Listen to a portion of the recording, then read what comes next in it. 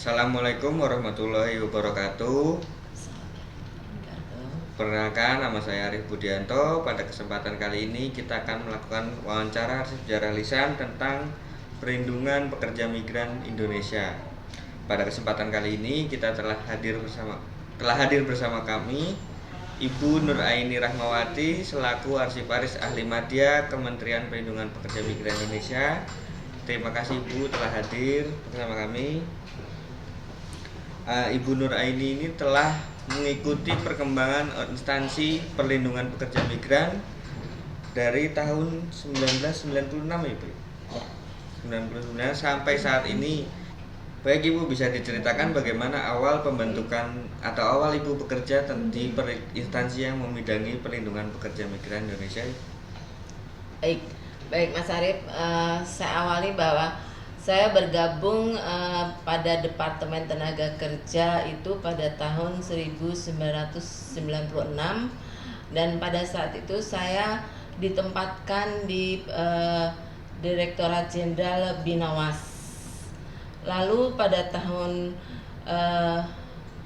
2006 saya dimutasi ke Direktorat Jenderal PT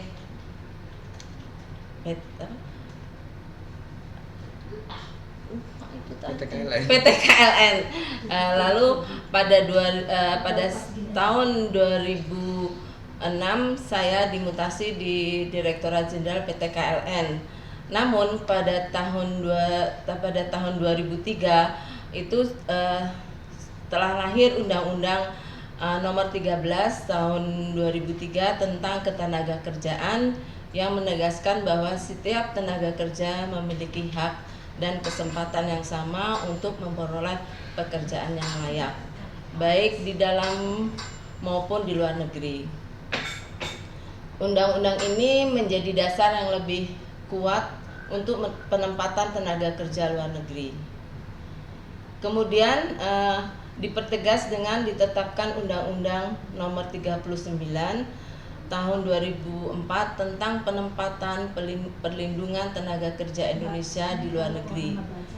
Di dalamnya diatur secara rinci tentang tata cara penempatan, perlindungan, hingga pembentukan lembaga khusus, yaitu Badan Nasional Penempatan dan Perlindungan Tenaga Indonesia atau BNP 2 TKI. Lembaga ini dibentuk sebagai lembaga pemerintah non-departemen yang bertanggung jawab langsung kepada Presiden. Tujuannya untuk menjamin pelayanan yang terpadu, cepat, dan terkoordinasi antara pemerintah pusat, daerah, dan pihak swasta. Lalu kemudian berdirilah BNP 2 TKI pada tahun 2006 berdasarkan Peraturan Presiden Nomor 81 Tahun 2006. Strukturnya ada Deputi Bidang Penempatan, Deputi Bidang Perlindungan, Deputi Kerjasama Luar Negeri dan Promosi, serta Balai Pelayanan Penempatan dan Perlindungan TKI dan pos pelayanan di berbagai provinsi. Lanjutin tapi besar. Seiring waktu, istilah tenaga kerja Indonesia mulai dianggap kurang menggambarkan posisi dan martabat para pekerja yang sesungguhnya menjadi pahlawan devisa. Maka pada tahun 2017, pemerintah menerbitkan Undang-Undang Nomor 18 Tahun 2017 tentang Pelindungan Pekerja Migran Indonesia. Di sini istilahnya berubah menjadi Pekerja Migran Indonesia atau PMI. Undang-undang ini juga menekankan bahwa perlindungan harus dimulai sejak pra-penempatan, masa bekerja, hingga purna penempatan. Jadi paradigmanya kebijakan berubah dari yang dulu menekankan penempatan menjadi fokus pada perlindungan yang menyeluruh. Untuk penyesuaian dengan undang-undang baru ini, Pemerintah kemudian menerbitkan Peraturan Presiden Nomor 90 Tahun 2019 yang mengubah BNP 2TKI menjadi BP 2MI atau Badan Pelindungan Pekerja Migran Indonesia. BP 2MI ini diberikan mandat yang lebih luas untuk memastikan bahwa hak-hak pekerja migran terlindungi, baik sebelum berangkat, selama bekerja di luar negeri maupun setelah kembali ke tanah air. Dan akhirnya pada tahun 2024 melalui Peraturan Presiden Nomor 165 Tahun 2024 tentang Kementerian Pelindungan Pekerja Migran Indonesia dan Peraturan Presiden Nomor 166 Tahun 2024 tentang Badan Pelindungan Pekerja Migran Indonesia. Pemerintah resmi membentuk kementerian sekaligus badan yang melaksanakan tugas pemerintahan di bidang pelindungan pekerja migran Indonesia, memiliki tugas menyusun dan melaksanakan kebijakan di bidang penempatan dan pelindungan pekerja migran Indonesia.